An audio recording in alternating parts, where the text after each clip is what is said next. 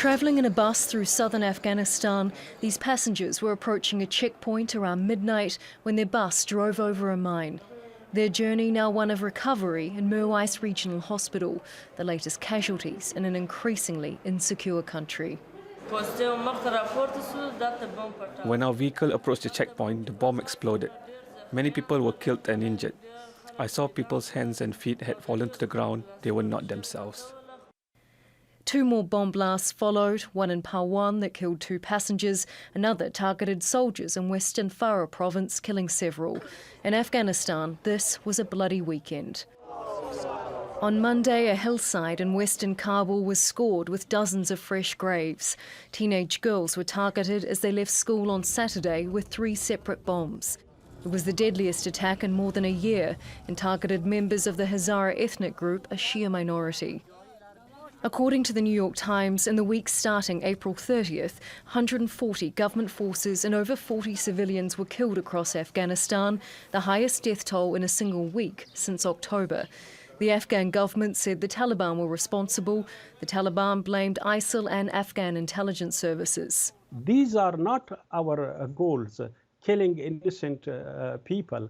Even these are against our goals, because our goal is protection of the common people, protection of places, national projects. This we have announced.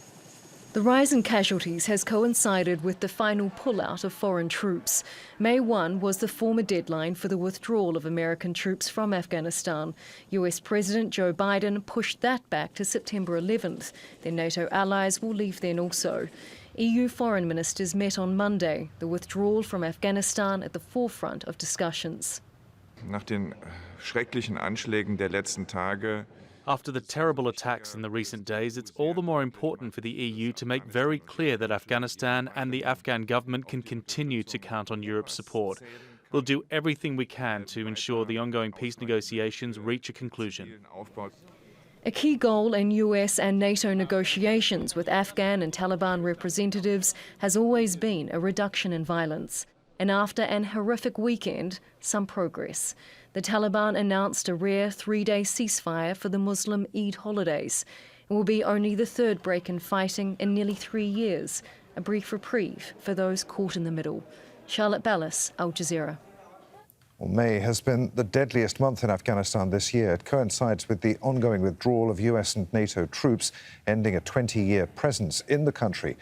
The most recent attack on a girls' school on Saturday in Kabul killed more than 50 people, most of them students. At least 160 pro-government forces and over 65 civilians have been killed in separate incidents, bringing the total death toll to over 220 people in just the last 10 days. The United States, under the Trump administration, agreed to withdraw all its troops by May 1st, but Washington missed that deadline. The pullout began this month and is expected to end by September the 11th, as per the new deadline set by President Biden.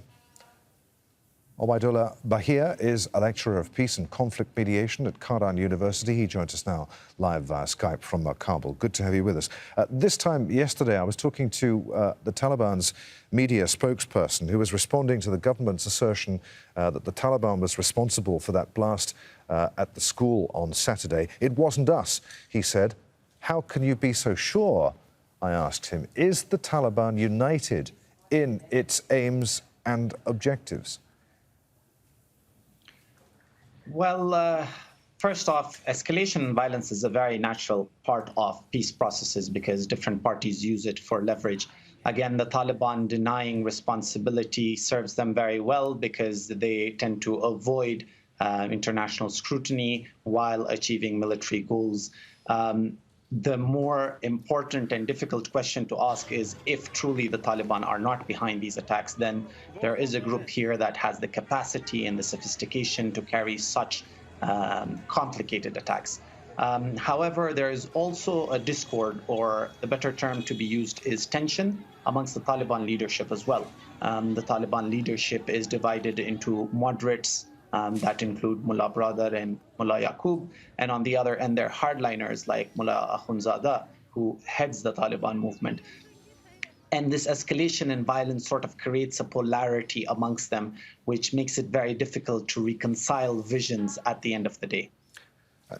The problem with this escalation in violence, of course, is that the Taliban is supposed to be preparing to integrate its fighters into the system. How does it do that when people are so against it because of what it's doing to ordinary people in Afghanistan? Again, the second level of polarity exists among the Afghan society as well. Afghan people don't even understand what the utility of peace is anymore with everything that is happening. We need to also understand that there is peace is not an event, it's a process, right? Reconciliation has to start with building mindsets towards peace. According to the United States Institute of Peace, Mullah Muhammad Mansour, the deceased Taliban leader back in 2015-16, had already started conducting workshops for Taliban fighters to get them, soften them up to the prospects of peace.